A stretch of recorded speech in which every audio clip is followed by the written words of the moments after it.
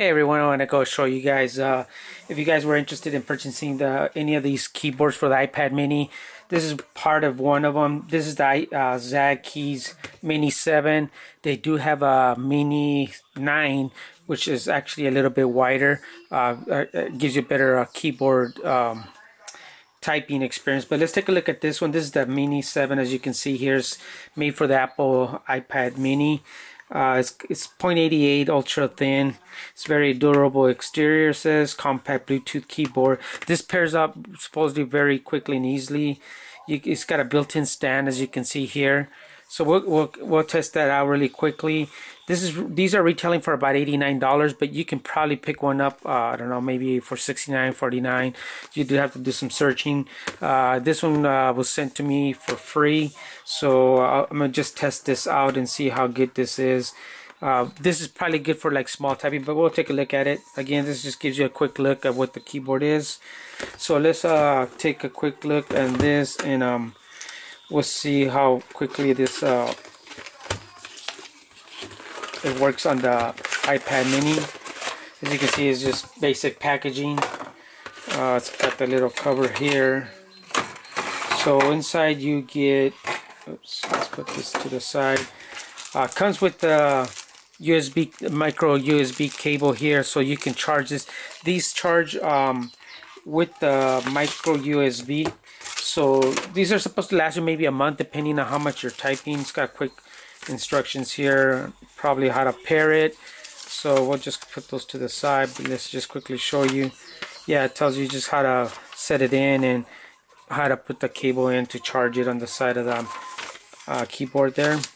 As you can see, it gives you some quick instructions there of what it does, some troubleshooting. So that's pretty nice. You get this cable. It looks kind of short. Short cable.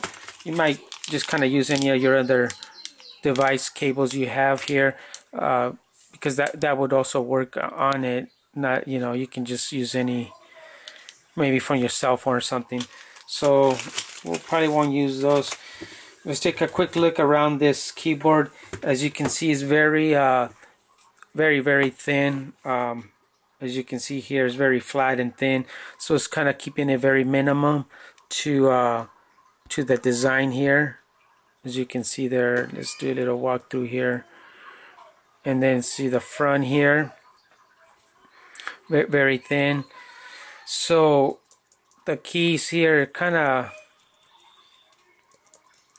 respond pretty good for being such a thin keyboard. So you probably get a good typing experience on it, but we'll try it out. I do like the way it is very thin here. As you can see here, it's very thin. Here's the micro USB connection to charge it. So that's going to be very nice there. And there's the buttons here, or actually, yeah, it is the buttons to turn on and off. Let's go ahead and power this on, and then we'll go ahead and Bluetooth it. I'll show you guys how quickly that is to pair up. It's pretty well made. It feels like a little bit I believe it's, let me see if it says it's leather. It doesn't say if it's leather here. Really quickly, yeah, it doesn't say it's leather. Kind of, it's got the simulated leather, so it might just be simulated leather. Let's take a look at the quality of the build here. As you can see, so far this is pretty well built. It's got this little kind of like the Surface tablet kick stand out. We'll see how that works out as you kick it out and place it anywhere. As you can see, let's take a look down here, and you can see how that kind of acts. Well, it is like a kickstand, and you would have your keyboard out like this, as you can see. So you can see it's very thin there, and then you'll be able to type away, as you can see there. So the keys are pretty nice. They seem to, like I said, they feel pretty good on their typing. So let's take a look, continue here. It's got some sewing here that looks like it's coming apart here already. So we'll see how that lasts or holds up to it. The gluing part here looks it looks like kind of it's lifting up right here a little bit here. So I don't know if that will lift up and down the road. As you can see how well this is This also looks a little bit, I don't know if you can catch that on the video there. That looks like it's kind of lifting up here in this corner right there. And here it looks pretty good. We'll come to this side. This side's a little bit lifted up here, as you can see there. So hopefully that doesn't again come an issue. Here I see this corner right here, it is lifting up, so this probably might be an issue down the road. It's probably gonna be kind of maybe coming off. So it's not probably the best quality made, but it looks like it'll be nice and practical to use. So let's go ahead and get this in here. Of course, it's very easy to put this. You gotta just make sure the top of the iPad goes on the top here. You can just slide it in from the top like this, and then just kind of push it down and just kind of snap that in. So make sure that's in. Go ahead and power up your iPad. Let's go ahead and slide this over. Let's use the little kickstand here. And we'll go ahead, you go to settings here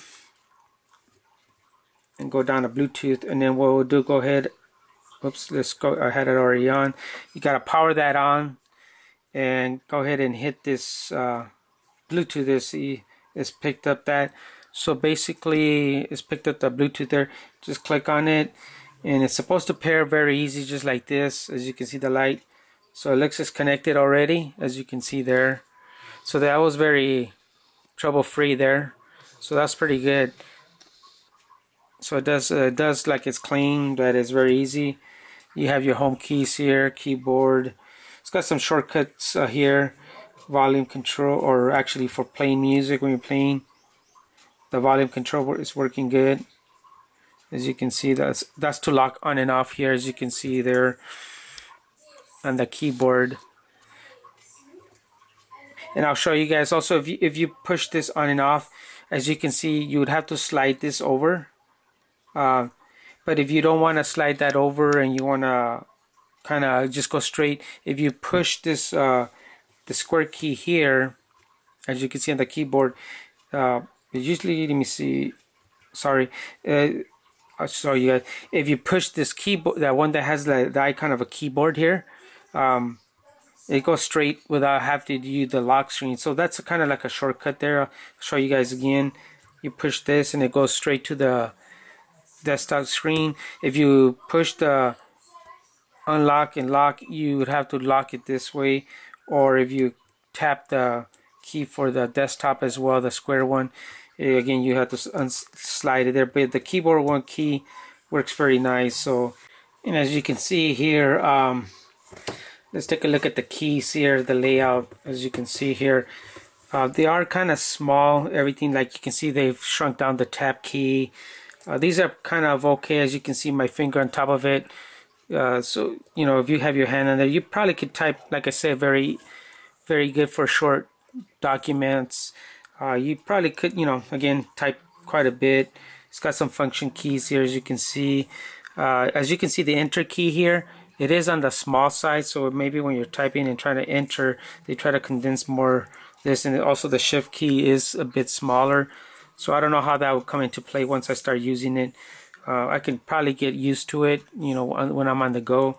So for me, it might not be such of a problem. Some might have a problem with it, but overall, the keys, you can see there, they're pretty well spaced out. So they're trying to do their best they can, probably on this smaller keyboard. Okay, we'll go ahead and give it a try. I've loaded up here. Some of the keys I've noticed, the up and arrow down keys, you can see here on the keyboard, they don't seem to scroll up and down when you push them for the keyboard when you're, which is kind of disappointing that it does not work. Even though, let's say I click here, you can see I can go up and down, and if I'm going on these keys, neither the function or command does anything for them. So kind of disappointed that that doesn't work. Or like on the Windows, you push this keyboard and it actually goes up and down. These usually arrows do work on Bluetooth keyboards with the Android tablets. So let's I'll just type in here.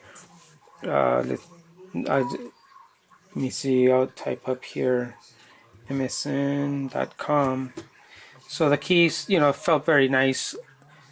I could type on there, but overall, I think you're just gonna have to get yourself used to it. Uh, so you can Mini 7. So it wasn't too bad. Just like I said, just kind of get used to it, and you'll be able to get by with it. But again, this is not working here. The search here takes you back to search, as you can see there. So that's very nice on that part, that these keys do work.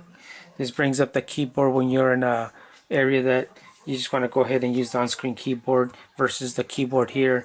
So that's a quick look at the Zaggkeys Mini 7 keyboard, and this one again, it's got the let me see if you can see that it's got the magnetic turn on and off too. So as you can see, it turns on and off, so that's very nice. Fits very nicely and very good on it. You can see that all the detail lines up very nice there. There's your volume on and up controls there, as you can see, and there's a power button there. It's opened up very nice there, so you can have access to it if you want to push the power on and off, and the little opening for the microphone and for your headset. It lines up very nice as well. So overall, the everything lines up very nice. The only thing is, like I said, it looks like there might be some issues with these kind of the gluing on the back. It looks like that might be a problem down the road. Hopefully that you guys can see that on the video there. So you can get a hold of the Zaggkeys Mini 9 case cover keyboard. That would be working really nice. Thanks for watching.